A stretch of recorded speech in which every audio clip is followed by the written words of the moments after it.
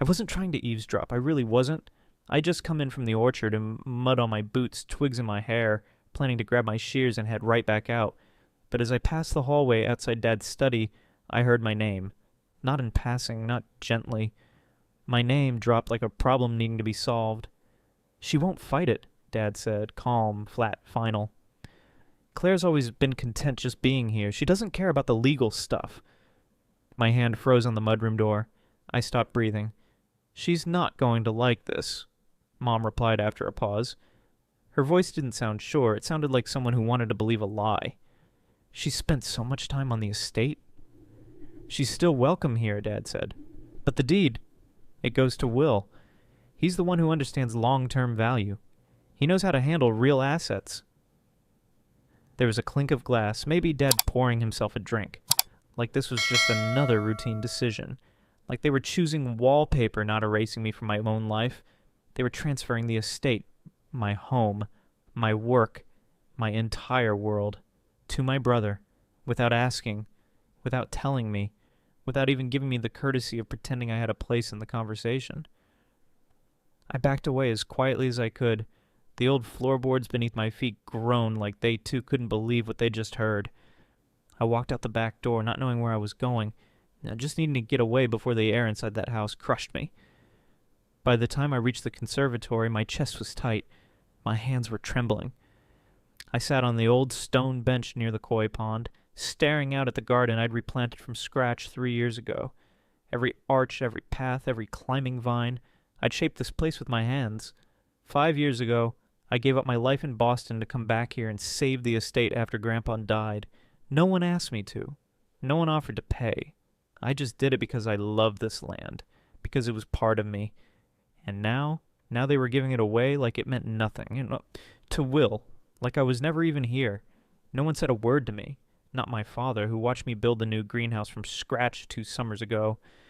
Not my mother, who smiled politely every time I brought fresh herbs from the garden to her kitchen. Not even Will, who hadn't set foot on this land for more than a weekend each year, but somehow still earned their trust without lifting a finger. No one thought to tell me the estate was being signed away, as if I was just scenery, a fixture, like one of the old statues I'd restored in the West Garden, beautiful, silent, and ultimately irrelevant. I sat there in the cold morning light, eyes scanning the gravel paths I'd laid myself, the stone edges I'd realigned with a level and a back brace. My body still ached from digging out the wild rose bushes last month, clearing space for the pollinator beds I'd planned for spring. I remembered hauling compost bags in the rain, fixing irrigation pipes under the July sun, staying up till midnight cataloging every species in the conservatory so we could qualify for historic preservation grants.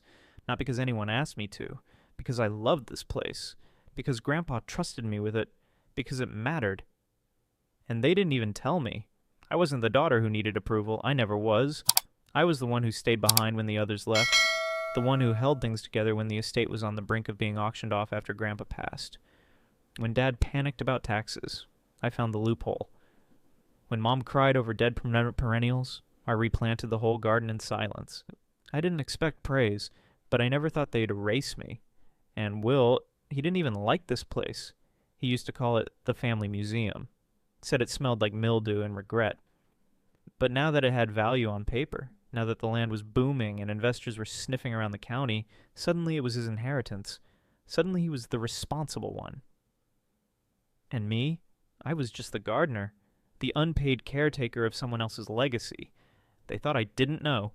They thought they could sign the papers, hold secret conversations behind closed doors, and hand off the entire Whitmore estate without ever looking me in the eye. As if I was some harmless gardener in the background, quiet, passive, easy to ignore, but they were wrong. I knew something none of them did. 1 year after Grandpa Gerald passed, I got a call from Walter Bennett, his personal attorney and longtime friend. It was late spring, and I remember standing by the old pear tree near the pond, phone tucked between my ear and shoulder, pulling weeds with gloved hands when his name flashed on the screen. "Claire," he said gently, "your grandfather left something behind. Not in the formal will, not with the family estate. Something private. For you." At first I thought he meant a letter. Maybe a journal. Grandpa was sentimental like that. But it wasn't a letter. It was a trust. A living trust. Created 5 years before he passed. In the event that Claire Evelyn Whitmore is excluded, either legally, structurally, or by family consensus, from her rightful share of the Whitmore estate, Walter read aloud, this trust shall activate in full. Ownership shall transfer solely to her name, and all contested claims will be considered invalid under the protection of said trust. I remember standing there, rooted in place, heart pounding like I'd just been handed a sword and didn't know what to do with it. I asked Walter to mail me a sealed copy, and when it arrived a week later, I didn't tell a soul. Not my parents, not Will, not even the few friends I still had in town. I tucked the envelope away in a cedar box wrapped with linen and placed it under the loose floorboard in my childhood attic bedroom, right beside Grandpa's old field journal and the pressed flower I gave him when I was 6. I didn't keep it hidden out of fear. I kept it hidden because I still believed stupidly that I wouldn't need it, that my family would do the right thing, that love and loyalty still mattered.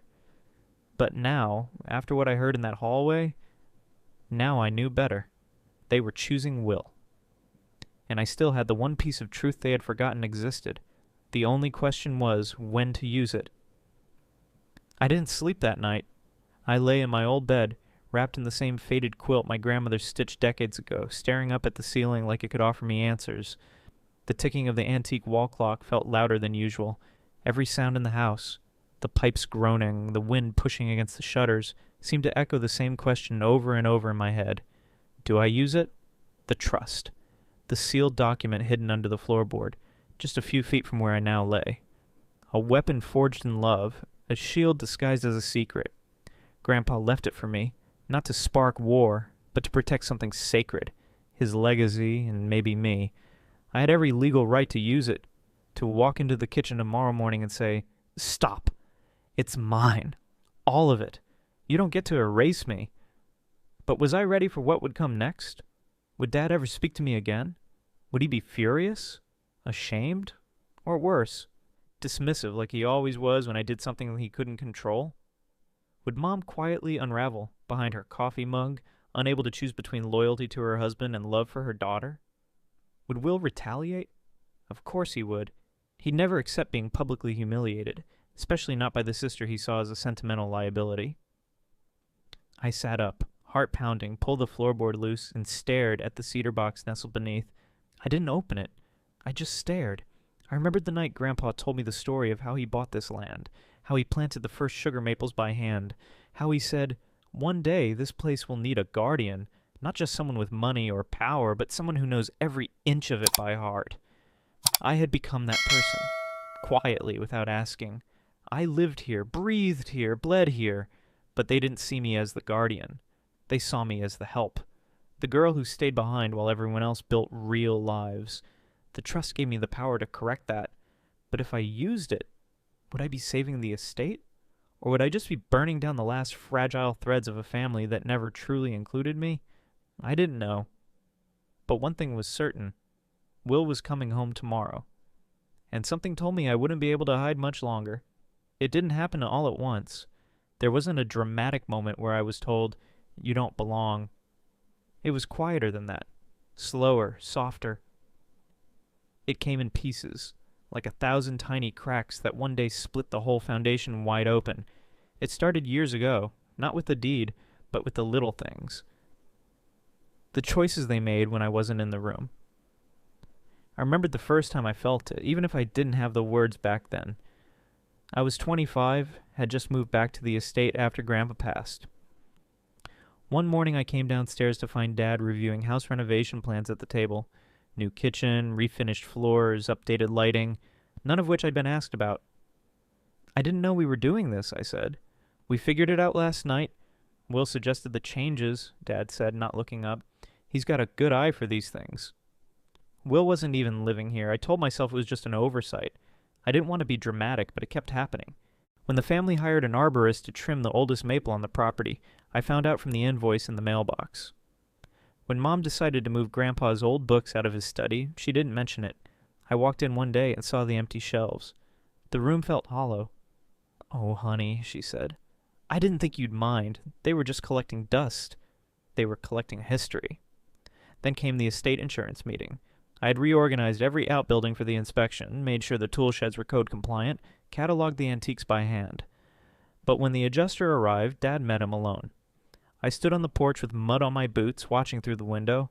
Afterward, when I asked why I wasn't included, he just said, "These things get complicated." Everything was always complicated when it came to including me. It wasn't just about decisions. It was about trust, about who they saw as capable, as worthy. I wasn't the heir. I was the helper, the reliable daughter who'd stay behind and water the plants while the men made the plans. And worst of all, I accepted it. For years, I told myself love didn't need permission slips. That being present was enough. But now, standing in the ruins of 1,000 small exclusions, I realized they hadn't just left me out. They'd written the story of this family without me. Looking back, I couldn't pinpoint just one moment when I realized I didn't belong in the decision room. It came in fragments, scattered memories dressed as ordinary conversations, none of which seemed cruel at the time, but together, they built a wall. Dad had this way of talking about Will that made everyone else fade into the background. Once I caught him on the phone with an old friend from his construction days. They were talking about future plans for the estate, and I heard him laugh and say, "Will's got the same instincts I had at his age, always thinking 5 steps ahead. Claire's more of a heart and soul type. She grounds the place, like a tree or a mailbox." When I confronted him about it later gently, he waved me off. "You and your brother are just different," he said. "That's not a bad thing." But it always felt like I was less of something, less prepared, less business-minded, less worthy. With Mom, the tone was always sweet, but sweet didn't mean soft. I remembered helping her set the table one Thanksgiving. We were folding napkins into little maple leaves, her favorite. She glanced at me and said, "I'm proud of you. You've made this place beautiful again, and you've made it homey. That's something Will could never do." I smiled, warmed by her words, until she added, "But he's got the kind of mind your father trusts. Big picture thinking. You're more nurturing." Nurturing. A lovely word when it's not used to gently lower the ceiling on your potential. And Will never missed a chance to remind me he was the strategic thinker in the family. During a backyard barbecue 2 summers ago, he handed Dad a beer and said, loud enough for everyone to hear, "Claire's like the soul of this place. But someone's got to be the brain, right?" They all laughed. Even Mom. I laughed too. Then I excused myself to check on the irrigation timer, because that's what I was good at, right? The technical stuff no one saw. The systems that kept everything functioning while they were toasted in the sun. That's how it always was. I was included in the conversations that didn't matter, and every time I asked for more input, more voice, more space, I was met with soft smiles and subtle redirects. It didn't happen overnight. But over time, their words became a map, and every line on that map pointed away from me. "I don't think anyone ever asked me if I wanted to stay," I said quietly. Mom didn't turn around.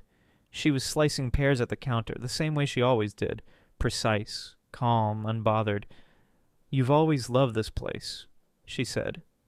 "I do," I replied. "But that's not what I said." She paused, then resumed slicing. "Claire, no one forced you to be here." "I know. That's the problem. No one forced me. No one even asked. It was just assumed I'd stay, because I always did." Mom finally turned, wiping her hands on a dish towel. "You make it sound like we took something from you." I looked at her dead on. "Did you know I turned down a fellowship with Harvard's environmental program?" Her eyes blinked slow. "No. Full scholarship, mentorship, research funding, right after Grandpa died. But I stayed because the roof was leaking, the books were a mess, and you said we had no plan." She opened her mouth, but I didn't let her speak. I also turned down the job at the Arboretum in Denver. And Chris. Remember Chris? He asked me to move in with him, twice. Mom leaned back against the counter, lips pressed tight. "I told myself it was noble," I continued, "that I was holding things together for this family, that you needed me." "You made those choices," she said softly. "No," I said, shaking my head. "I reacted to silence. There's a difference." I crossed the room, standing by the window. The orchard outside was golden, sunlit, quiet.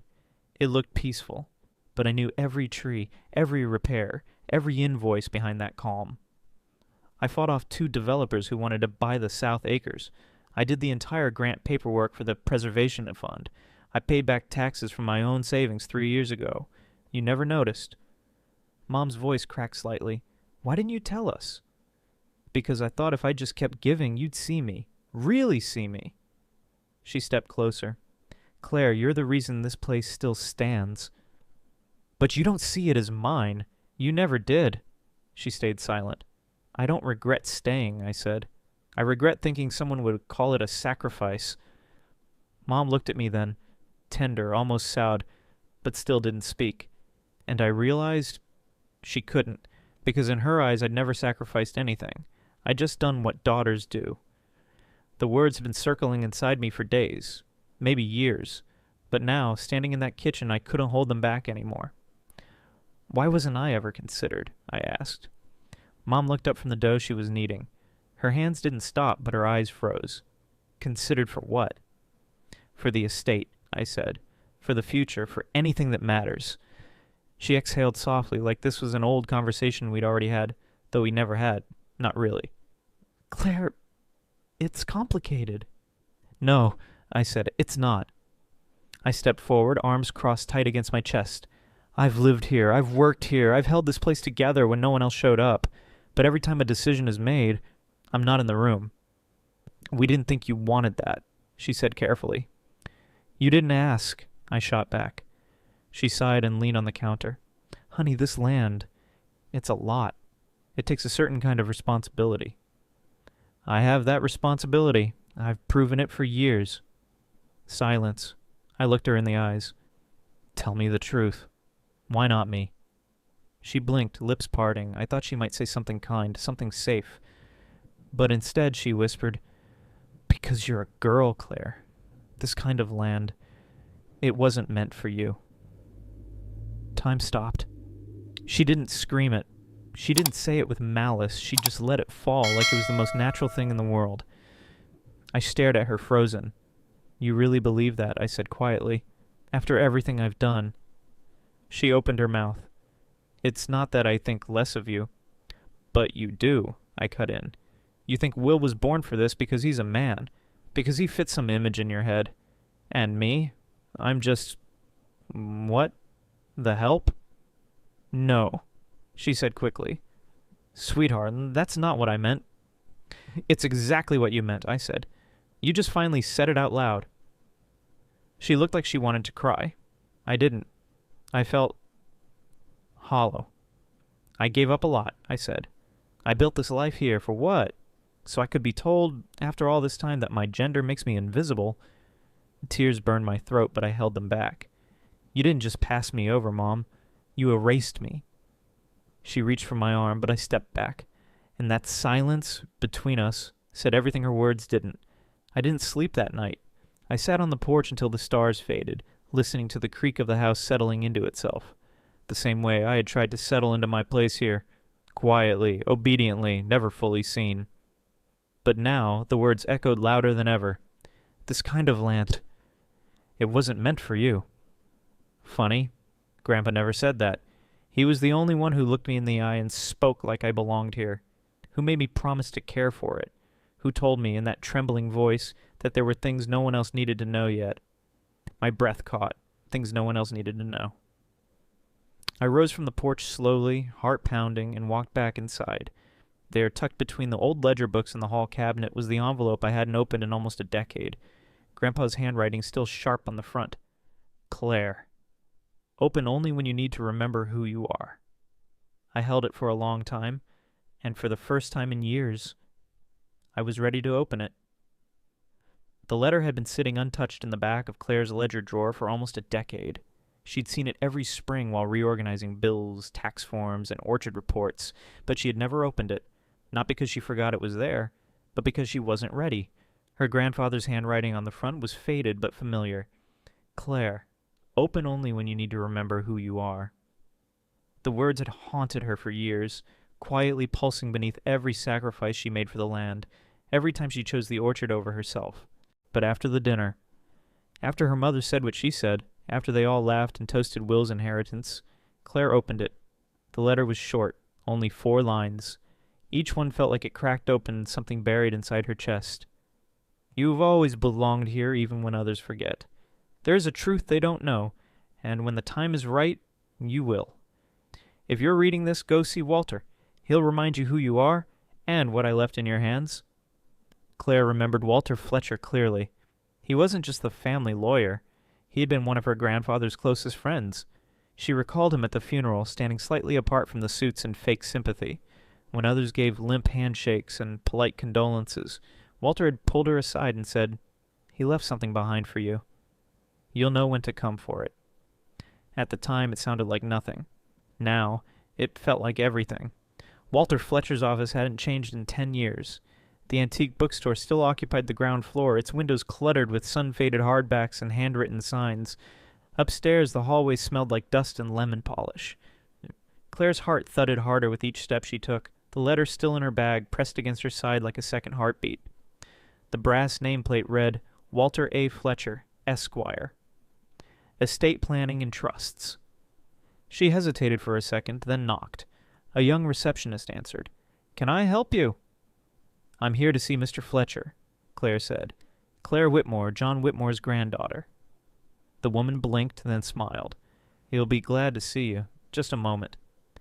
Claire hadn't even sat down before Walter stepped into the room. He was older, yes, grayer at the temples and a bit more stooped, but his eyes still held the same clear steadiness she remembered. "Claire," he said with a gentle smile, "you look just like your grandfather when you've made up your mind." She almost laughed. "That obvious?" "Only to those who know the Whitmore stubborn streak." His office hadn't changed either. Same deep mahogany desk, same mismatched chairs, same photograph of Walter and her grandfather standing in front of the old barn, grinning with sunburnt faces and calloused hands. Claire sat down as Walter poured 2 glasses of iced tea from a chipped ceramic pitcher. "I think you know why I'm here," she said quietly, handing him the envelope. Walter read the front, his eyes softening. "I was wondering when this would come back." "You wrote it?" "I helped him." Walter nodded. He was very clear about what he wanted. He set the letter aside and opened a drawer. From it, he pulled out a thick file bound with a red ribbon. He placed it in front of her. "Claire," he said, voice calm but firm, "your grandfather created a separate trust. It is not part of the general estate, and no one else in the family knows it exists. Not your parents, not Will." Claire didn't breathe. "This trust names you as the sole beneficiary of the Oakridge estate. The land, the assets, the water rights, every square foot. It's all yours." She blinked. "What?" "He left everything to you," Walter said gently, "but with one condition." Her fingers tightened around the glass. "What condition?" "That you come to claim it of your own free will, without pressure, without anyone pushing you into it." He said, "If Claire shows up, it means she's ready, and only then will it activate." Claire stared at the folder. The edges of the paper were crisp, untouched, real. "He really did this?" she asked, barely above a whisper. Walter nodded. "He trusted you more than anyone. He saw how much you gave to this place, how much you cared, not just about keeping it alive, but honoring what it meant." Claire's chest tightened. "I always thought I wasn't enough, that maybe if I did more, worked harder." "You were never the problem," Walter said simply. The rest of them couldn't see it, but John did. She opened the folder. Her name was there, bold and clear in legal print. Claire E. Whitmore, sole beneficiary, final and binding. She didn't realize she was crying until Walter slid a box of tissues toward her. "I've spent years trying to prove I belonged," she said, voice cracking, "and it was already mine." "He didn't want you to feel owned by it," Walter said. "He wanted you to choose it. And now you can." Claire looked up at him, eyes still damp. "If I claim this, it'll destroy them. My parents will. They'll never forgive me." Walter was quiet for a long moment. Then he said, "Your grandfather didn't leave this to punish anyone. He left it to protect the land. He believed you were the only one who would." Claire folded her hands in her lap. "I don't know what to do."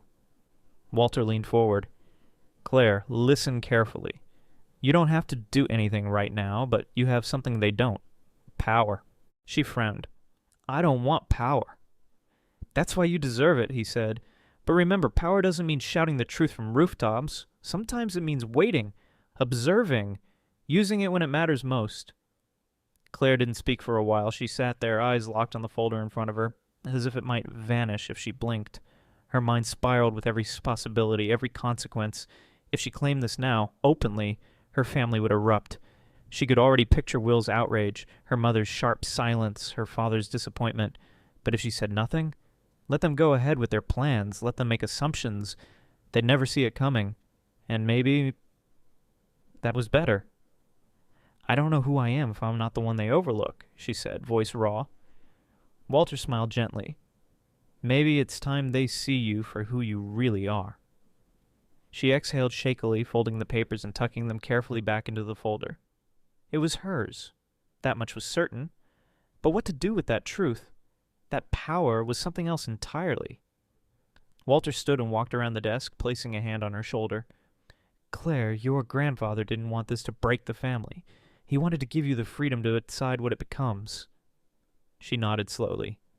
You don't have to burn it all down, he added, but you also don't have to keep letting them walk over you. Claire stood too, holding the folder against her chest. Do they even deserve to know? She asked. That, Walter said, walking her to the door, is entirely up to you. And the sun was lower when she stepped out of the office, casting long shadows down Elm Street. The weight of what she now carried wasn't heavy. It was grounding. Real. Her steps didn't feel unsure anymore. She wasn't just the girl who stayed behind. She was the woman holding the deed to everything they took for granted. And for now, she would let them think they'd won. Let them celebrate Will's inheritance. Let them forget she even mattered.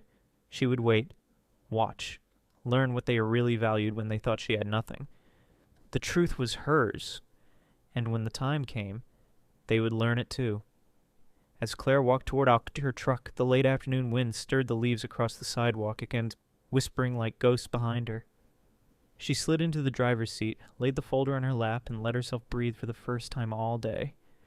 She stared at the cracked windshield, the faded dashboard, the old orchard dirt still stuck to the soles of her boots.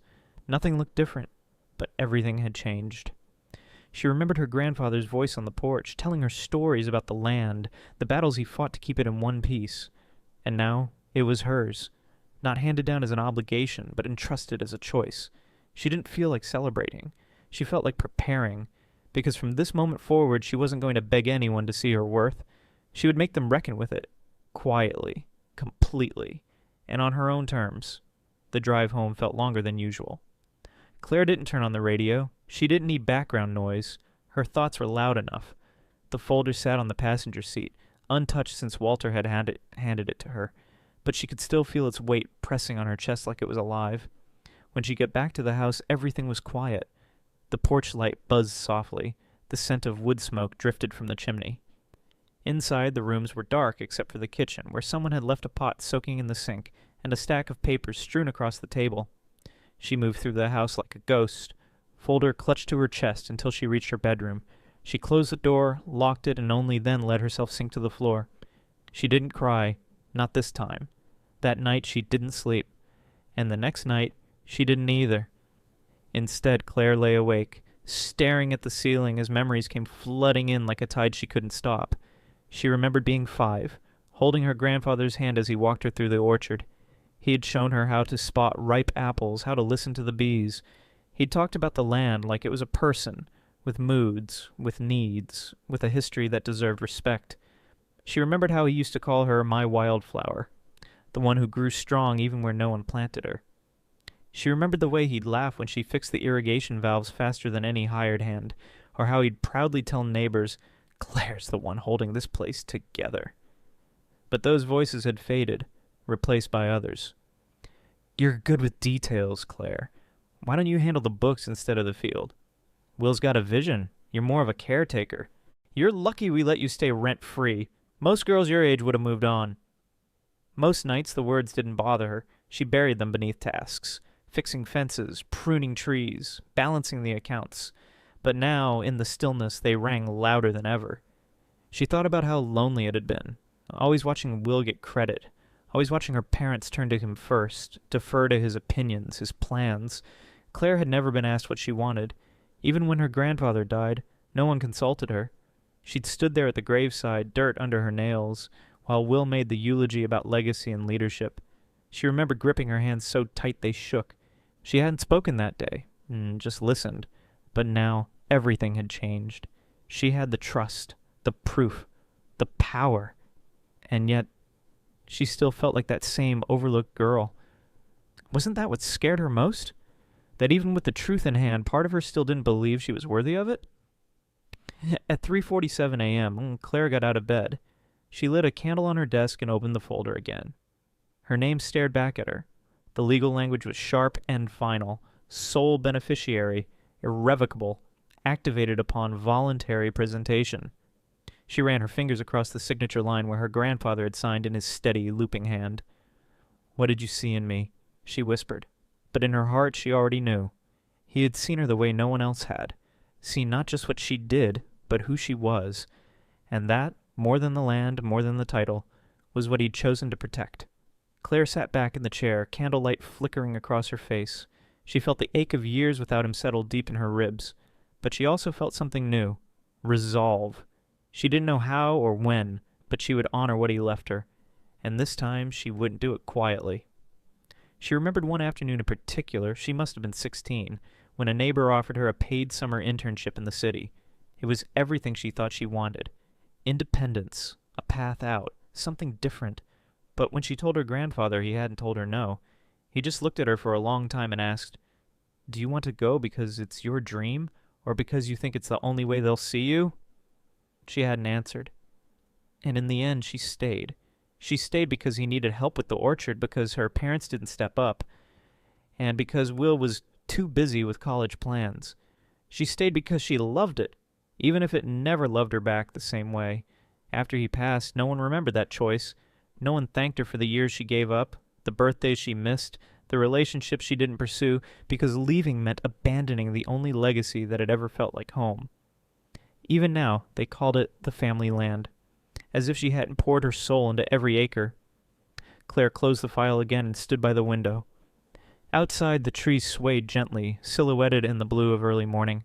For a moment, she let herself believe he was still out there, somewhere in the orchard, waiting with 2 mugs of coffee and a long story she'd heard a dozen times before. But it was just her. It had always been just her.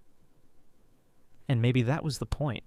Maybe this time she wouldn't wait for anyone else to give her permission. Maybe she'd write the next chapter on her own. The folder stayed hidden in Claire's desk drawer, locked beneath old receipts and land surveys no one else bothered to read. Every morning she walked past it like it wasn't there. Every night she lay awake knowing exactly where it was. She didn't say a word, not to her parents, not to Will, not even to the orchard manager, who always asked if she was okay in a way that felt too careful. The silence wasn't easy. Some mornings Claire wanted to storm into the kitchen, drop the trust on the table, and watch the shock register in their eyes. She wanted her mother to stutter, her father to scramble, Will to fume. But she didn't, because Walter was right. Power meant patience, and Claire had waited this long. She could wait a little longer. Instead, she started watching. At dinner, she paid closer attention to what they said, and what they didn't. Will talked about renovating the north barn for events. Her mother mused about a more curated experience for tourists. Her father kept mentioning sponsorships and investment partners, saying things like, "with Will at the helm," and "our legacy secured." No one asked her opinion, as usual. So Claire smiled, took notes, and said nothing. She reviewed old ledgers, checking for signs of financial mismanagement. She noted how her father shifted money between accounts, how Will filed equipment upgrades under expansion, even when nothing changed. Claire copied every document and backed them up in a cloud folder only she could access. It wasn't just about revenge. She wanted clarity, proof. She started rereading the original historical designation papers for the orchard, found clauses that protected sections from net development, clauses that Will clearly intended to ignore. One afternoon she found him on the south ridge, walking the property line with a man in a suit and tie. When they saw her approaching, Will turned and said, "Claire, this is Dean Carlson. He's an architect. We're exploring some event venue possibilities." She nodded, playing dumb. "Sounds fancy." Will smiled like he always did, condescendingly. "It's good for business." Later that night, Claire checked the county records. No permits had been filed. Not yet. But she saved screenshots anyway. She spoke to old employees, gathered testimonies from those who left without explanation. Most of them said the same thing. Will made promises he never kept. Money disappeared. Workers were restructured. Heritage programs dropped off without notice. Claire documented everything. Then she went deeper. She pulled out invoices her grandfather had paid in cash, scanned donation receipts for conservation groups, even tracked down a retired land surveyor who confirmed that part of Oak Ridge crossed into a protected watershed. Your granddad made sure no one could touch that, the man said. Said it was his promise to the land. Will had no idea. Neither did her parents. But Claire did, and slowly a picture formed. This wasn't just about inheritance. It was about erasure, about rewriting history and replacing stewardship with branding. And Claire wasn't going to let that happen. She kept up appearances, joined family meetings, nodded along, took on the same chores. But behind every polite smile was a growing reservoir of quiet fire. Every time her mother said, "You've always been more behind the scenes," Claire wrote it down. Every time Will asked her to handle the boring logistic, she filed the email. Every time her father praised Will's leadership instincts, Claire reminded herself, "I hold the deed, not him." Still, there were moments of doubt. At night, she questioned if she was becoming the very thing she hated. Cold, calculating, distant. But then she'd remember her grandfather's voice, calm and steady, saying, "You don't fight fire with fire, you fight it with truth." And a plan. Claire had the truth. Now she had the plan. And soon she would have the moment. One morning over breakfast, her mother said, "Will's thinking of naming the new cider line after your grandfather. Isn't that lovely?" Claire smiled. He would have liked that. She didn't mention that her grandfather hated gimmicks, or that he once said, "We make cider because it's honest, not because it sells." Another afternoon, her father handed her a binder. "Can you double-check these yield projections? Will needs them for the investor meeting." Claire took it with both hands. Of course. She corrected 3 major errors, circled 2 illegal assumptions. Vaja yen fangon lai, vua juge will tulam roi no quatutin. At night she lay in bed, folder under her pillow like a secret weapon. And sometimes she whispered into the dark, "Not yet." She began drafting her own presentation, quietly, strategically, a slide deck that told the truth about the orchard, its financials, its protections, its legacy. She even wrote an opening speech. "I didn't come to tear this family apart. I came to remind you what it was built on." Her plan wasn't about humiliation. It was about illumination. And when the time came, they wouldn't be able to deny what they saw. She added scanned photos to the deck. Black and white images of her grandfather hauling crates, hand-drawn maps of the original field plans, a snapshot of them both, taken the summer before he died, his arm around her shoulder, sun in their eyes. She wrote captions beneath each one. "This is where it began. This is who we are. This is what matters." Every detail was intentional, not angry, not bitter, just undeniable.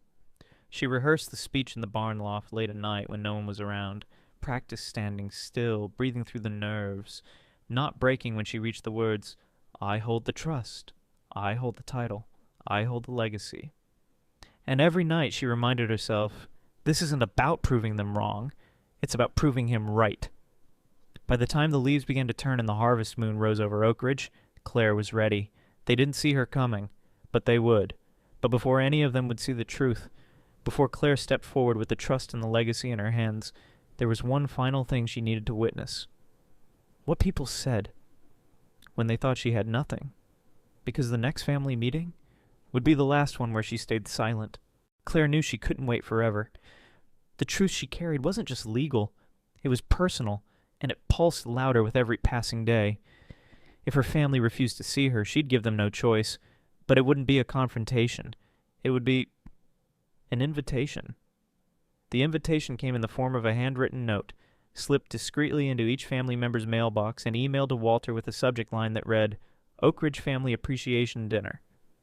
Claire made sure the tone was warm, celebratory, and vague. No mention of trusts, no hint of confrontation. Just an evening to honor legacy and look toward the future. She even signed it with a smiley face. Her mother called her the next morning. What a lovely idea, darling. It's been too long since we've done something all together. Will texted.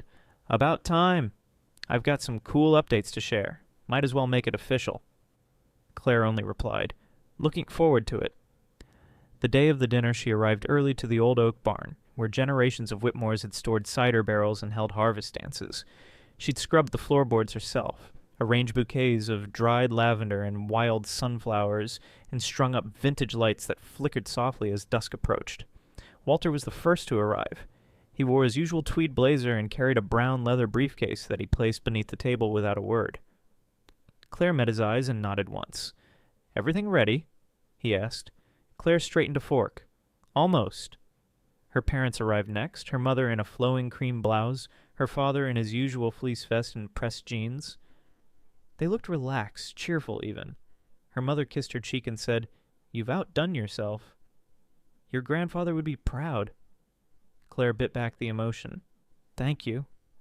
Will showed up last, arms full of branded cider bottles, one of them already open. Brought some of the new batch, he called. Figured we could toast to the next chapter. Claire smiled politely. Perfect timing. Dinner was served buffet, cenone style. Roasted vegetables, grilled trout, cornbread. Claire had cooked most of it herself, wanting no caterers, no distractions. The food grounded the moment, kept everyone in one place. They gathered around the long wooden table, plates in hand, laughter echoing off the barn walls. Claire sat at the far end, Walter to her right. Her family didn't seem to notice. Her father raised a glass. To Oak Ridge, our history, our future, and to Will, who's stepping into some very big shoes. Hear, hear! Her mother chimed. Will stood with a grin. You know, this place has always meant everything to us. And I'm honored to carry that forward. We've got big things coming. Rebranding, expansion, maybe even a small tasting room near the highway. He paused for effect. And now that things are finally official, I think we can say it. Oak Ridge is under a new management.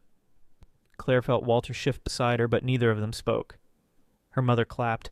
It's what your grandfather would have wanted. Claire's stomach turned. She looked at the family she'd grown up with, so comfortable celebrating an inheritance they believed was already theirs. So sure of their version of the truth. No one mentioned her name, no one looked her way. She glanced down at her notes, folded neatly in her lap. One more toast, she thought. One more self-congratulatory speech. Then we end this. Claire sipped her cider quietly while Will launched into another monologue, this time about modernization. I've already contacted a few marketing firms, he said, beaming. They're excited to give Oak Ridge a new identity. Think Napa Valley, but more rustic. Her father nodded proudly. Your grandfather was always a traditionalist, but it's time we stepped into the future. Her mother turned toward Claire. And, darling, don't think we don't appreciate all the hard work you've put in. Every legacy needs people behind the scenes, right? The quiet support system. Claire smiled thinly. Right. She scanned the table. No one noticed the slight tremble in her hands or the tension in her jaw. No one noticed how Walter hadn't touched his cider. He was waiting, too. Will raised his glass again. Here's to family, to vision, to what's ours. Claire stood. The room quieted slightly, surprised by her movement. She lifted her glass. To family, she said, voice clear, and to truth, because sometimes what we think is ours isn't. Walter looked up then, eyes sharp beneath his calm exterior. Will laughed. Deep, Claire. Didn't know we were getting philosophical tonight. Claire set her glass down slowly.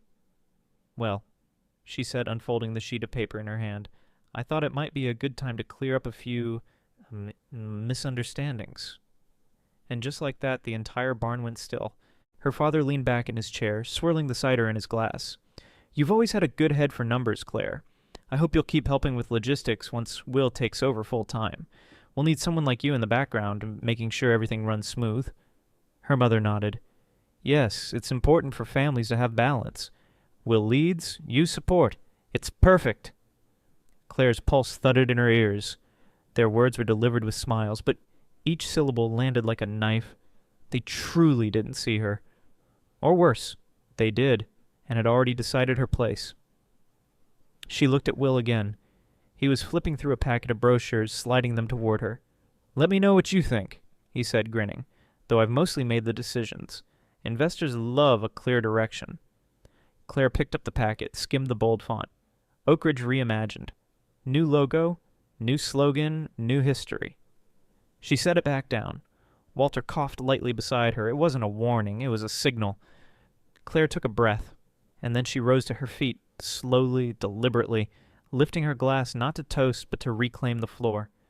She let her gaze move across the table, her father proud and oblivious, her mother sipping contentedly, Will confident and careless. None of them knew what was coming. And just for a moment Claire thought of her grandfather, his hands, his voice, the promise in his letter. The silence after Claire's final words stretched long and taut, like the string of a bow drawn to breaking. She didn't flinch. She didn't blink. She simply unfolded the paper in her hands and placed it flat on the table. It wasn't the trust document itself, just the first page. A decoy. She met Walter's eyes. That was the cue. Walter rose slowly, his movements deliberate. He reached for the leather briefcase resting by his feet and placed it on the table with a soft thud. His fingers unlatched the buckles. No one spoke. No one breathed. He cleared his throat. "If I may have a moment," he said, voice even and crisp, cutting through the tension like a blade. "There seems to have been a misunderstanding about ownership of Oak Ridge." Will's smile faltered. "What do you mean?"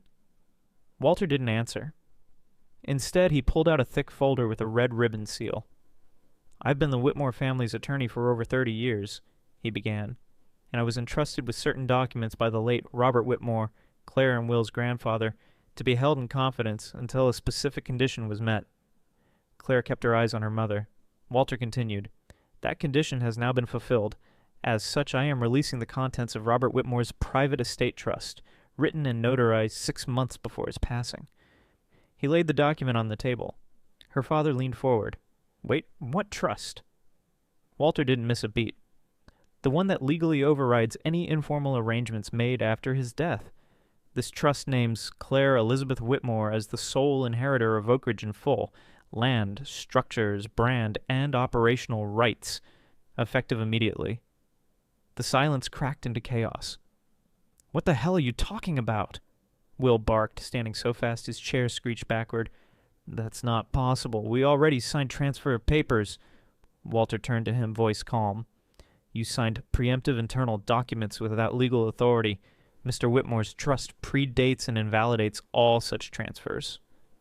Her mother shook her head slowly, color draining from her face. No, that can't be right. Claire was never supposed to... Was never supposed to what? Claire asked quietly. "Have a voice? Have a claim?" Her father looked between Claire and Walter, sweat beading on his temple. I don't remember signing anything about this. You must be mistaken." Walter pulled another sheet from the folder. "This is your signature, Mr. Whitmore, dated and witnessed. You signed confirmation of awareness when the trust was created."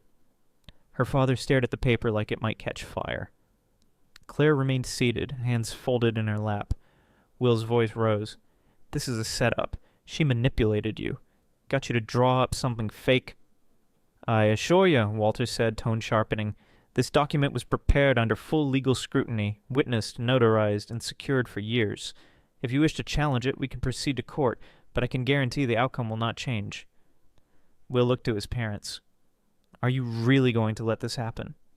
Her mother said nothing, just stared at the floor. Claire finally stood. Her voice didn't waver. "I didn't take anything from anyone," she said. "I only claimed what my grandfather believed that I deserved." Will's fists clenched at his sides. "You're telling me that everything we've planned is gone, just like that, because she pulled out some ancient paper?" Walter didn't even blink. "This ancient paper is a legal trust, filed properly and protected under federal estate law. If you wish, I can provide you with a copy of the legal record. It was never hers. It always was, whether you knew it or not." Will turned toward Claire. "You let us plan the whole thing. You let me talk to investors. You let me think—" His voice cracked. "You set me up." Claire's eyes met his. "Number identity, sir. You never once asked if the land was yours. You assumed. And that assumption was your undoing." Her mother finally spoke, voice thin and cracking. Claire, sweetheart, this must be some mistake. We can talk about this. We're a family. Claire turned to her. Are we? Because I don't remember any family meetings when you all decided to name Will the future of Oak Ridge. I don't remember being asked if I wanted to leave my life behind to take care of this place. But I did. While he traveled, I stayed. While you praised him, I kept this place running. Her mother's lips quivered, but no words came out. Her father sat down heavily, rubbing his forehead. What do we do now? Walter adjusted his blazer. Respect the terms of the trust, that's what you do.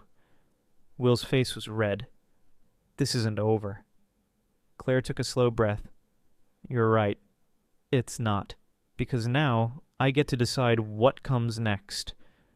Her voice dropped to a hush, but somehow everyone heard. I'm not taking anything from you. I'm taking back what my grandfather knew I deserved. The barn had never felt so small. For a long moment, no one moved. Even the cicadas outside seemed quiet, as if nature itself paused to hear what would come next. Will's jaw clenched. You really think you've won something? Claire tilted her head. Number, I think I've reclaimed something. There's a difference. He scoffed. You don't know what it takes to run this place. I know more than you think, she replied, because while you were trying to turn Oak Ridge into a brand, I was preserving it as a legacy. Grandfather didn't leave it to me for convenience. He left it to me because he trusted me to protect it. Her mother tried again, this time her voice trembling. Claire, please! We didn't know. If we had... But you did know who I was, and you chose not to see me, Claire said, her tone gentle but final. This isn't about money or control. It's about what you taught me through your silence. You taught me that I'd never be chosen unless I chose myself. Walter closed the folder with a soft click. Unless anyone wishes to contest this legally, which again I strongly advise against, then the matter is settled. Her father stared blankly at the table. This wasn't how things were supposed to go. Claire offered him a small smile. Not cruel, just honest. Number, it's how they needed to. Will looked like he wanted to argue, but words failed him. His hands shook slightly at his sides. Claire stepped back from the table. I'm going to give you space to process this. I'll be at the main house tomorrow, meeting with the staff. After that, we'll decide how to move forward, with or without your cooperation. She turned toward the doors. Walter followed, but just before exiting, Claire stopped and looked back at the family who had once overlooked her. I'm not angry, she said quietly. Just done pretending I don't belong here. Then she stepped into the night. The barn remained still, and behind her nothing was ever going to be the same. Outside, the night air was cooler than she expected. Claire took a deep breath, the scent of apples and dust still clinging to the wind. Her footsteps crunched on the gravel path, slow and steady, as she headed toward the main house. Walter caught up beside her. You handled that better than most would, he said, voice low. Claire didn't answer at first, then she exhaled. I didn't want to hurt them. I just couldn't let them erase me. Walter nodded. You didn't. You reminded them you were always here, that you mattered. She looked up at the sky. The stars were beginning to push through the dusk, cold and clear. They're going to push back. Will especially. They might, Walter said, but they'll do it knowing they already lost. They reached the steps of the porch. Claire paused.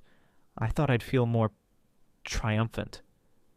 You feel what people feel when they've been dismissed for too long, he replied. Exhaustion, clarity, maybe a little grief. Claire nodded slowly. I didn't want to win. I just wanted them to see me. Walter tipped his hat. And now they do. He turned and walked back toward his car, the gravel crunching beneath his shoes. Claire stayed a moment longer, staring back toward the barn. Through the open doors, she could still see the flickering lights, the silhouettes of people frozen in their new reality. She whispered to herself, just loud enough for the wind to carry it. This land remembers me. And from now on, so will they. Then she opened the door to the house, hers now, and stepped inside. The days that followed were quiet, unnaturally quiet. No one in the family reached out, not to argue, not to apologize, not even to ask what came next. Her mother dropped off a casserole on the porch 2 days later without knocking. Will returned his keys through the mail slot. Her father sent a one-line email about the barn inventory, with no greeting, no sign-off. They weren't hostile, just distant, as if silence was their only way of coping, or protesting, or maybe preserving whatever dignity they believed they had left. Claire didn't chase them. She walked to the fields every morning, checked irrigation lines, sat on the porch with the same coffee mug her grandfather once used. Oak Ridge felt different now. Not heavier, not lighter, just hers. And in that quiet, something settled. She didn't feel triumphant. She didn't feel vindicated. She felt free, not from the land, but from the weight of needing to be seen by people who never truly looked. No one had said, "I'm sorry." No one probably ever would. But for once in her life, Claire didn't need their permission to belong. Claire didn't make any grand announcements. There were no press releases, no ribbon-cutting ceremonies, no social media posts with big proclamations. Instead, she got up at dawn and started fixing things. The barn roof had a leak, so she patched it. The irrigation pump sputtered, so she learned how to prime it. One by one, the broken pieces of Oak Ridge began to breathe again. Not because she had to prove anything, but because this land had always been part of her. And now, finally, it knew that too. She reopened the small farm stand at the edge of the property. Just apples and cider for now. Hand-labeled. Simple. Some days, only 2 or 3 customers came by. One of them was Mrs. Dalrymple from down the road, who said, "I always thought it should have been you. You were the only one who ever looked at this place like it mattered." Claire thanked her, but didn't say much. A week later, a high school boy showed up with a toolbox and asked if he could help fix the old greenhouse. Said his grandfather used to work the land when her granddad was alive. Bit by bit, word spread. Not because Claire asked for it, but because people could feel the change. She wasn't turning Oak Ridge into a brand. She was bringing it home. And the people who had once passed her by at the grocery store now stopped to shake her hand. Some offered help. Some just nodded in quiet respect. But all of them, in their own way, began to see her, for the first time, not as someone who'd taken something, but as someone who had always been meant to carry it. Her family remained part of her life, but only in fragments, like the outlines of an old photograph, still visible but fading. Claire hadn't intended to cut them out. She just stopped trying to bridge a gap they refused to acknowledge. The trust had changed everything, but not in the way people assumed. It wasn't about money or legacy. It was about visibility, about finally being seen. And once she was, the silence that followed said everything else. Her mother would call now and then. Short, stiff conversations that danced around anything meaningful.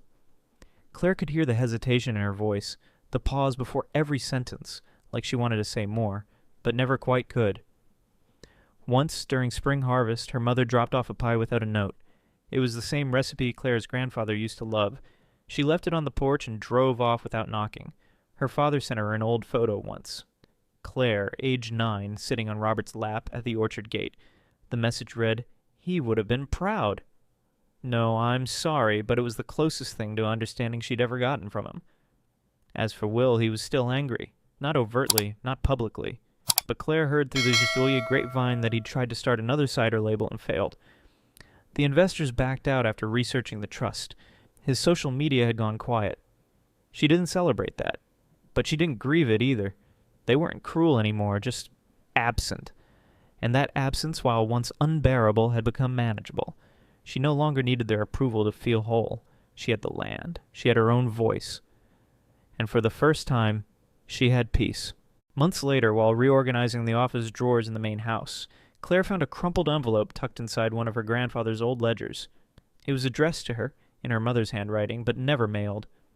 The note inside was brief, half apology, half confession. It said she hadn't known how to stand up to tradition, hadn't known how to protect Claire without disappointing everyone else. It ended with, "You always reminded me of him. Maybe that's why I was scared." Claire didn't cry. She didn't call. She folded the letter and placed it in the drawer beneath the ledger where it had waited. A week after the letter, she spotted Will's car slow down at the end of the gravel road. He didn't come up the driveway, just sat for a moment, then drove off. She stood on the porch watching him disappear through the orchard trees, wondering if he'd wanted to stop, or just couldn't bring himself to face what had changed. Maybe they would never say the things they should have said. Maybe some wounds stay quiet. But Claire no longer needed noise to feel whole. She had rebuilt Oak Ridge with her hands, her patience, and the silent strength of knowing who she was. And sometimes, that silence spoke louder than any apology ever could. It was a quiet afternoon in late autumn when Claire saw the familiar car pull into the driveway. She didn't move from the porch swing, just waited. Her mother stepped out slowly, no casserole, no phone in hand. She didn't say a word, just walked across the gravel, her heels crunching softly against the earth. She stopped a few feet away, eyes scanning the trees, the barn, the house. Then finally she looked at Claire. No speech, no rehearsed apology, just a gaze that held years of silence, pride, fear, and something softer beneath it. Claire didn't speak either, and maybe that was what made her mother's eyes brim with tears. She stood there for a moment longer, then quietly sat down on the step below the swing. Claire offered no words. She just let the silence settle between them, this time not as a wall, but as a bridge. Her mother looked away toward the orchard, wiped her face, and whispered, "He would have loved this." Claire's throat tightened. She didn't nod. She didn't reach out, but she didn't walk away either. And that, for now, was enough. That evening after her mother left, Claire walked the land alone. The late autumn sky was soft and gray, the clouds hanging low like a wool blanket pulled gently over the hills. The orchard rustled with wind, leaves falling in slow spirals, the world exhaling the end of another season. She didn't take the gravel path. Instead, she cut through the tall grass, letting the blades brush against her jeans, breathing in the scent of soil and bark and the faint sweetness of ripening apples. Her boots sank slightly into the damp earth, still warm from the sun, still alive beneath the surface. She found herself at the back field, the one her grandfather used to call the heart of it all. There was no bench, no fence, no man-made markers, a just wide-open sky and earth meeting in silence. Claire crouched slowly, lowering herself until she was sitting cross-legged in the middle of the field. She looked out at everything that surrounded her, not just the land, but the weight it had carried, the battles it had borne witness to, the people it had shaped and broken and shaped again.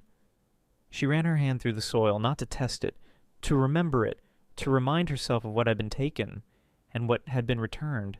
She didn't feel triumphant. She didn't feel bitter. What settled over her chest was something quieter, heavier, but peaceful, like the way a child feels when they finally realize they've made it home in the dark. Everything that had happened, the inheritance, the trust, the confrontation, the silence that followed, it had all been real. It had all left marks. But none of it defined her. Because in the end, Claire hadn't needed their permission. She hadn't needed to be crowned to claim what was always hers. She had stayed. She had worked. She had kept the roots alive when no one else had cared to, and now she was here, whole. Not because anyone handed her anything, but because she had refused to let go of herself. The wind brushed against her cheek like a hand she used to know. She whispered into the stillness, not with anger, not with desperation, but with love. "I'm still here, Grandpa." She waited for no reply. She didn't need one, because in every tree that still stood, in every breath the soil gave back, in every corner of this place she'd brought back to life, his answer was everywhere. She stood slowly, brushing dirt from her hands. The sky had begun to darken, the first stars emerging like secrets made visible. Claire turned back toward the house, her land, her name finally known and finally spoken. And behind her the field whispered back, "We remember. You always belonged." She made her way back slowly, cutting through the rows of apple trees, each one more familiar than the last. The shadows stretched long now, twilight casting silver edges over the orchard. The barn came into view, light still glowing faintly through the slats. She could have walked faster, but she didn't want to. Every step felt like a memory. The rusted gate creaked slightly as she passed it. She ran her fingers over the wooden posts near the main house, worn smooth by time, by hands, by generations. As a child, she used to sit there waiting for her grandfather to come home from town, swinging her legs, clutching a jar of homemade jam he'd promised to trade for stories. She reached the porch and climbed the steps slowly. The floorboards groaned beneath her weight, not in protest but in greeting. Before she went inside, she paused at the doorway. Her hand rested on the frame, on the very spot her grandfather once tapped twice before opening the door. A habit, a rhythm, a quiet hello. She did the same now. Tap, tap. The sound echoed gently in the night, and with it, something inside her settled. She didn't need forgiveness. She didn't need to rewrite the past. She had held her ground in every way that mattered. Maybe she didn't need to be chosen. Maybe she just needed to stay. And so she did. That night, unable to sleep, Claire wandered into the old office and pulled down one of Robert's leather-bound field journals. It smelled of cedar and tobacco and decades of memory. She flipped through pages of harvest logs and soil notes until she reached the very last page. One line, written in his weathered handwriting. If they try to take it from her, remind them she is the root, not the branch. Claire closed the book, her eyes wet but steady. He had known. He had always known. Sometimes justice doesn't come with noise or applause. It comes quietly, when you stand your ground and the world finally sees what you've always known. But what would you have done if you were in Claire's place?